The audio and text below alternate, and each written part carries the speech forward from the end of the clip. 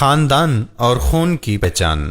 سلطان محمود غزنوی نے ایک بار دربار لگایا۔ دربار میں ہزاروں افراد شریک تھے، جن میں اولیاء، قطب اور ابدال بھی تھے۔ سلطان محمود نے سب کو مخاطب کر کے کہا، کوئی شخص مجھے حضرت خضر علیہ السلام کی زیارت کرا سکتا ہے؟ دربار میں بیٹھا ایک غریب دیہاتی کھڑا ہوا اور کہا، میں زیارت کرا سکتا ہوں۔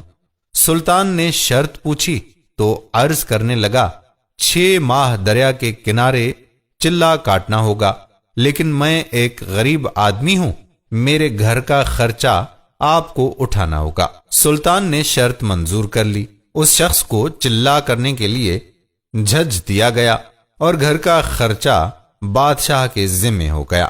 6 ماہ گزرنے کے بعد سلطان نے اس شخص کو دربار میں حاضر کیا اور پوچھا تو دیہاتی کہنے لگا، حضور، کچھ وظائف الٹے ہو گئے ہیں، لہذا 6 ماہ مزید لگیں گے۔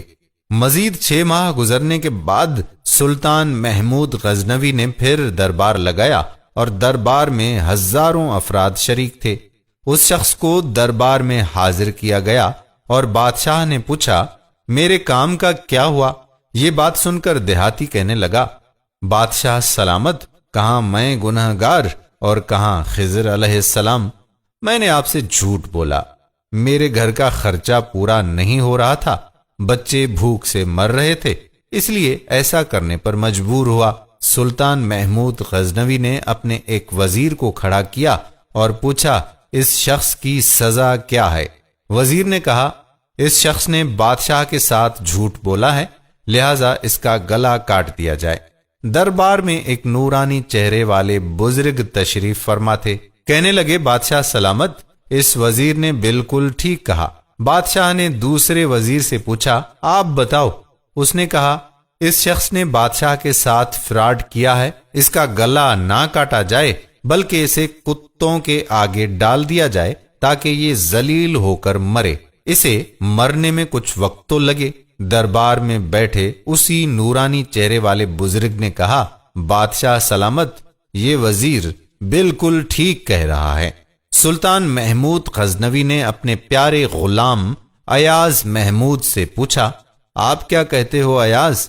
ایاز نے کہا، بادشاہ سلامت، آپ کی بادشاہی سے 1 سال ایک غریب کے بچے پلتے رہے، آپ کے خزانے میں کوئی کمی نہیں آئی اور نہ ہی اس کے جھوٹ سے آپ کی شان میں کوئی فرق پڑا۔ اگر میری بات مانو تو اسے معاف کر دو، اگر اسے قتل کر دیا تو اس کے بچے بھوک سے مر جائیں گے۔ ایاز کی یہ بات سن کر محفل میں بیٹھا وہی نورانی چہرے والا بابا کہنے لگا، ایاز بالکل ٹھیک کہہ رہا ہے۔ سلطان محمود غزنوی نے اس بابا کو بلایا اور پوچھا، آپ نے ہر وزیر کے فیصلے کو درست کہا، اس کی وجہ مجھے سمجھائیے۔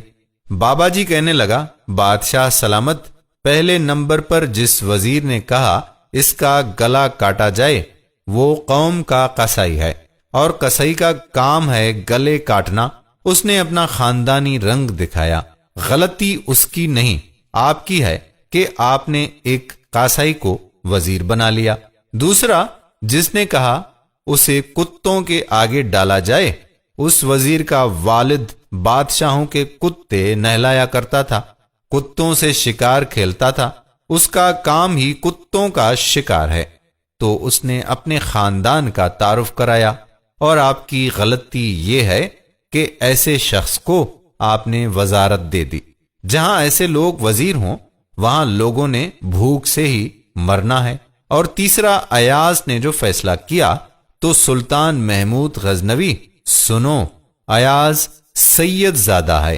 سید کی شان یہ ہے کہ سید اپنا سارا خاندان کربلا میں ذبح کرا دیتا ہے مگر بدلہ لینے کا کبھی نہیں سوچتا۔ سلطان محمود غزنوی اپنی کرسی سے کھڑا ہو جاتا ہے اور ایاز کو مخاطب کر کے کہتا ہے، ایاز، تم نے آج تک مجھے کیوں نہیں بتایا کہ تم سید ہو؟ ایاز نے کہا، آج تک کسی کو اس بات کا علم نہ تھا کہ ایاز سید ہے، لیکن آج بابا جی نے میرا راز کھولا، آج میں بھی راز کھول دیتا ہوں۔